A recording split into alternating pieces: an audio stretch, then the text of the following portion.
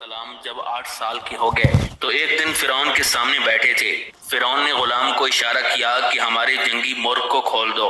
چنانچہ اس نے پہلے مرغ کھولا جو نہایت قد آور اور بڑے بڑے پروں والا تھا۔ مرغ نے کھلتے ہی اپنے بازو ہلائے اور اپنی بولی میں نہایت زور سے ایک آواز لگائی۔ اس آواز کو سن کر حضرت سیدنا موسیٰ علیہ السلام نے فرمایا، تو سچ کہتا ہے۔ فرعون نے تعجب سے پوچھا کہ اے فرزند یہ کیا کہتا ہے؟ حضرت سیدنا موسیٰ علیہ السلام نے فرمایا، اس نے اپنی زبان میں خدا کی خوبی اور اس کی تعریف بیان کی ہے جو فی الحقیقت اسی تعریف کے قابل ہے۔ فرعون نے کہا، مرغ کو ان باتوں سے کیا تعلق ہے؟ اے فرزند تم یہ صرف اپنی ذہانت سے ایسی باتیں بناتے ہو۔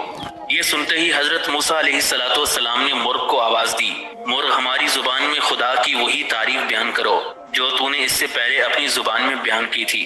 چنانچہ مرغ نے زبان انسانی میں خدا کی وہی حمد و ثنا بیان کی جو اپنی زبان میں پہلے کی تھی۔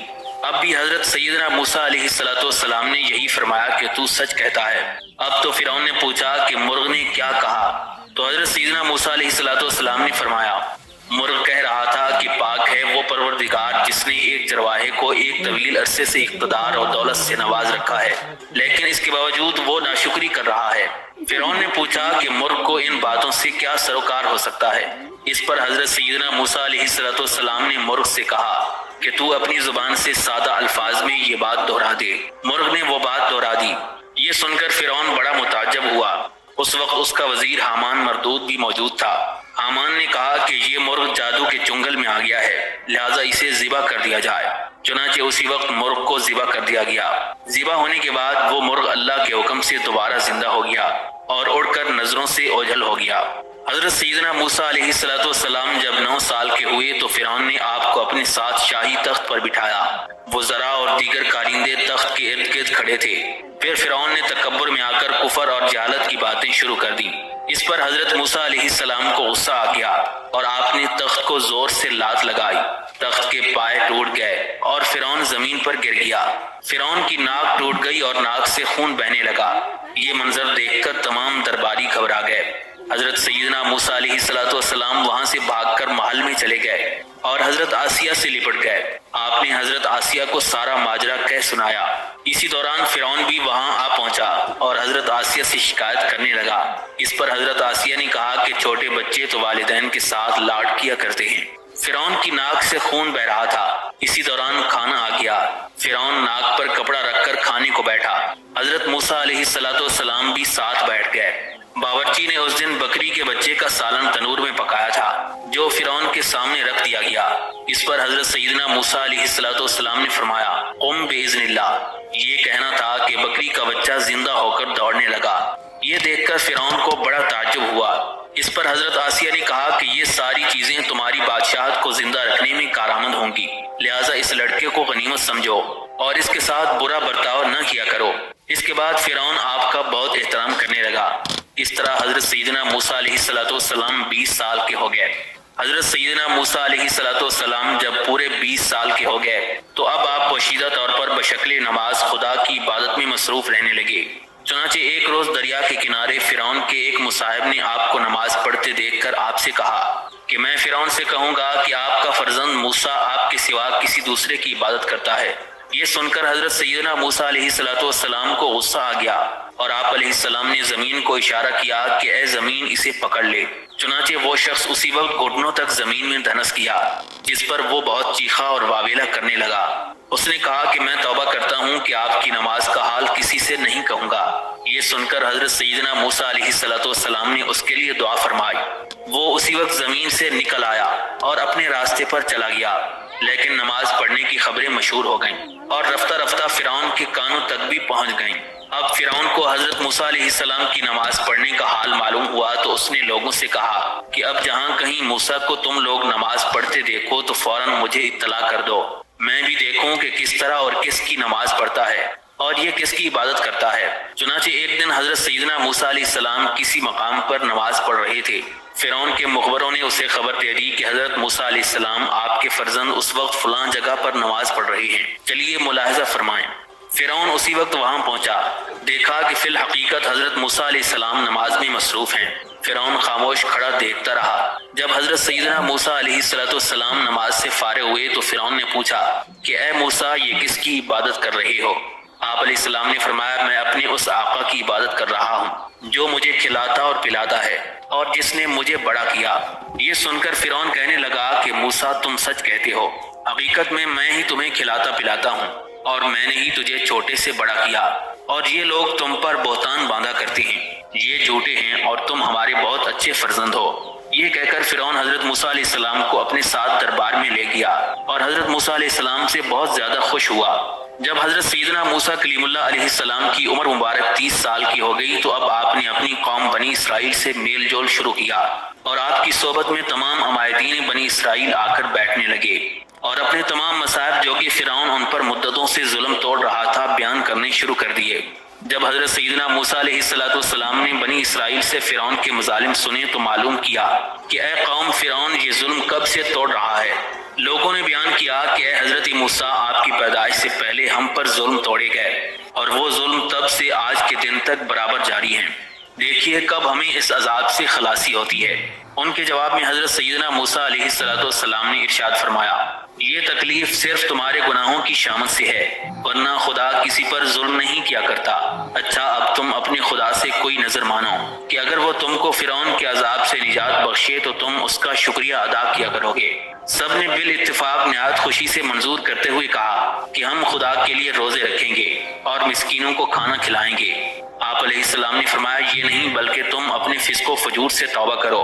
عجب نہیں کہ خالق کائنات تمہاری مصیبتیں دور کر دے، کیونکہ وہ بڑا سننے والا اور قبول کرنے والا ہے۔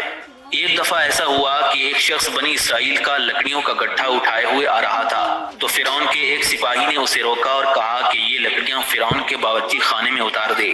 حضرت سیدنا موسیٰ علیہ السلام وہاں سے گزر رہے تھے۔ آپ علیہ السلام کو دیکھ کر اس شخص نے مدد کے لیے پکارا۔ حضرت موسیٰ علیہ السلام دوڑ کر اس کے قریب پہنچے اور اس نے فرعونی کو سمجھانے کی کوشش کی، لیکن وہ اکڑنے لگا۔ اس پر طیش میں آ کر حضرت موسیٰ علیہ السلام نے اس کے سر پر ایک گھونسا مارا تو وہ سپاہی وہیں ڈھیر ہو گیا اور مر گیا۔ وہ شخص تو اپنے گھر چلا گیا، لیکن لوگ باتیں کرنے لگے کہ حضرت موسیٰ علیہ السلام نے ایک قبطی کو مار ڈالا، لہذا فرعون کے سامنے یہ فریاد پیش کی گئی۔ پہلے تو فرعون کو یقین نہ آیا کہ حضرت موسیٰ علیہ السلام کسی قبطی کو قتل کر سکتے ہیں۔ مفسرین کرام نے لکھا ہے کہ جب حضرت سیدنا موسیٰ علیہ السلام کے ہاتھ سے نادانستہ ایک قبطی فرعونی کا قتل ہو گیا، جس پر انہوں نے اپنے رب سے اس طرح معذرت کی تھی۔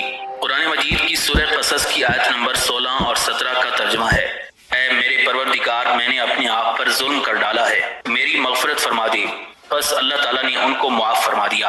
اس معافی پر حضرت موسیٰ علیہ السلام نے عہد کیا کہ اے میرے پروردگار، یہ احسان جو تو نے مجھ پر کیا ہے، اس کے بعد میں کبھی مجرموں کا مددگار نہیں بنوں گا، یعنی اب میں کسی ظالم کی اعانت نہیں کروں گا اور نہ ہی اس کی پشت پناہی کروں گا۔ اس واقعے کے فوراً بعد حضرت موسیٰ علیہ السلام مدائن کی طرف روانہ ہوئے۔ راستے میں بہت سی پریشانیاں سامنے آئیں۔ آپ علیہ السلام کو راستے کا بالکل علم نہیں تھا، بس اپنے رب سے حسن ظن تھا۔ کہنے لگے، امید ہے میرا رب میرے سیدھے راستے کی طرف رہنمائی فرمائے گا۔ مدائن سے مراد وہ شہر ہے جہاں حضرت شعیب علیہ السلام تشریف فرما تھے۔ اس شہر کو مدائن کی طرف منسوب کیا گیا تھا۔ مصر اور مدائن میں 8 دنوں کی مسافت تھی۔ اس شہر پر فرعون کی حکمرانی نہیں تھی، اسی وجہ سے اللہ تبارک و تعالیٰ نے حضرت موسیٰ علیہ السلام کو اسی شہر کی جانب جانے کی ہدایت دی۔ حضرت سیدنا موسیٰ علیہ السلام نے نہ تو یہ شہر اس سے پہلے کبھی دیکھا تھا اور نہ ہی اس کا راستہ جانتے تھے۔ کوئی سواری پاس نہیں تھی، راستے کا کوئی خرچ آپ کے پاس نہیں تھا، صرف درختوں کے پتوں پر گزر کر کے آپ نے راستے کو طے کیا۔ راستہ دکھانے کے لیے اللہ تبارک و تعالیٰ نے آپ کی معاونت کے لیے حضرت جبرائیل علیہ السلام کو بھیجا۔ فرعونی لوگ آپ کو تلاش کرتے رہے لیکن آپ کو تلاش نہ کر سکے، کیونکہ مدائن کو جانے کے 3 راستے تھے۔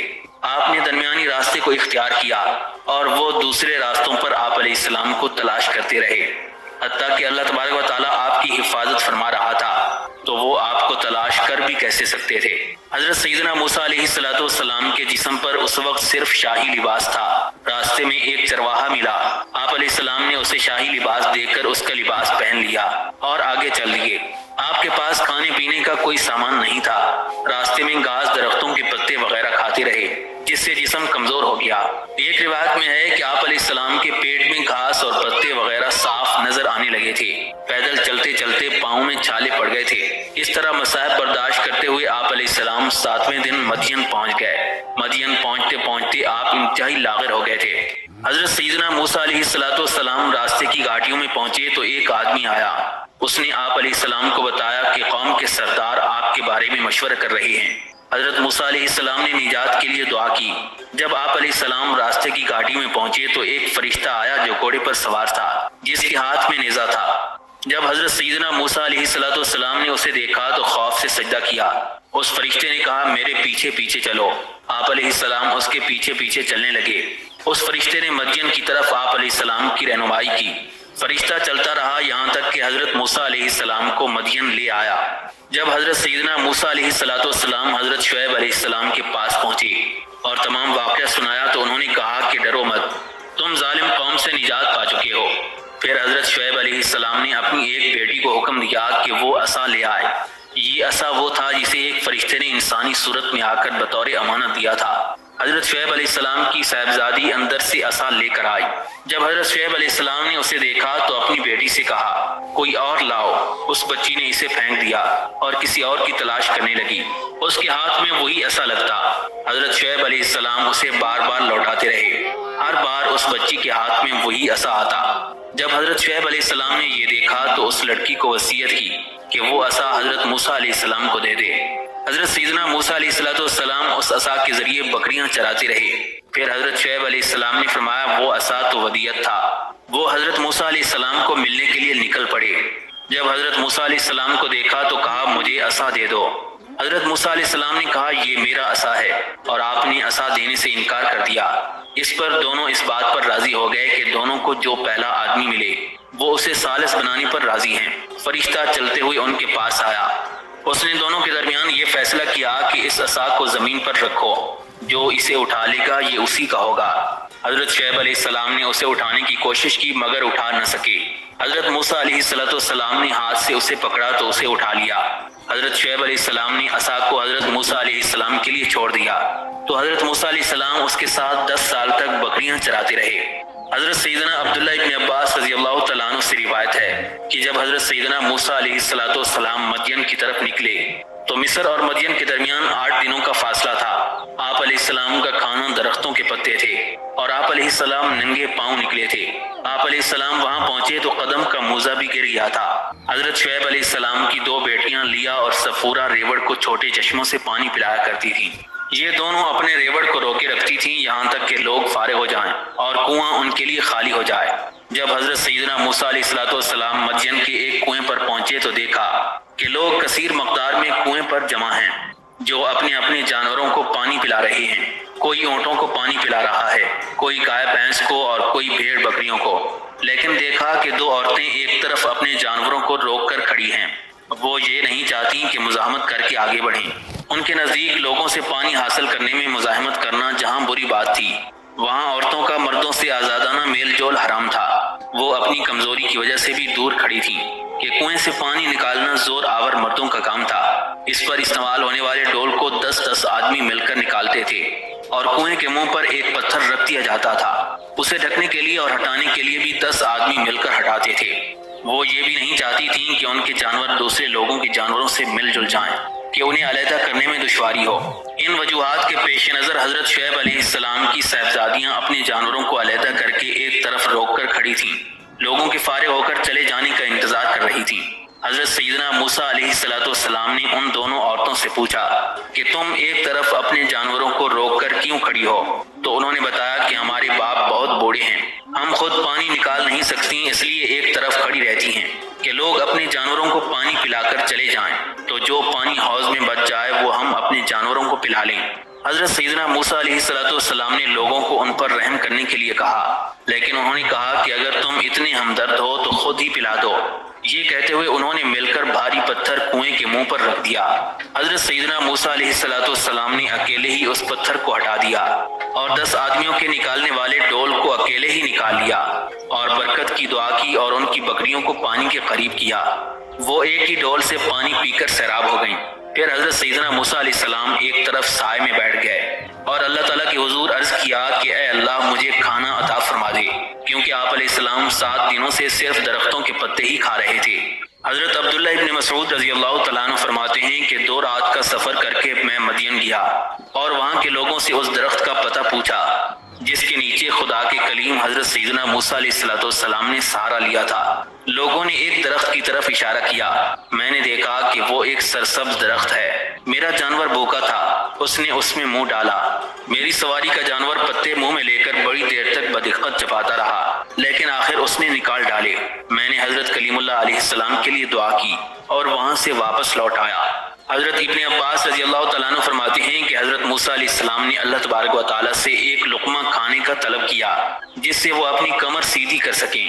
حضرت سیدنا شعیب علیہ السلام کی وہ دونوں بیٹیاں جب عام معمول سے ہٹ کر آج وہ جلدی اپنے گھر لوٹ کر آ گئیں تو ان سے ان کے باپ نے پوچھا کہ آج تم اتنی جلدی کیسے آ گئی ہو؟ تو انہوں نے بتایا کہ آج کنویں پر ایک نیک اور بہادر شخص تھا جس نے ہماری بکریوں کو پانی پلایا، اس لیے ہم جلدی واپس آ گئی ہیں کہ ہمیں تمام لوگوں کے فارغ ہونے اور باقی بچ جانے والے پانی کا انتظار نہیں کرنا پڑا۔ اتنا سنتے ہی حضرت شعیب علیہ السلام کی آنکھوں سے آنسو جاری ہو گئے۔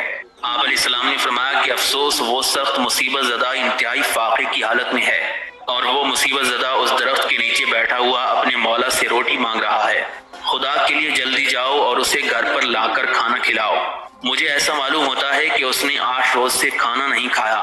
جلدی لاؤ، ایسا نہ ہو کہ اس مسافر کو کھانا نہ دینے سے اس شہر پر کوئی عذاب الہی نازل ہو جائے۔ چنانچہ ایک لڑکی اسی وقت اس مسافر کے لیے روانہ ہو گئی۔ جا کر دیکھا تو وہ باصفت مسافر اسی درخت کے نیچے بیٹھا تھا۔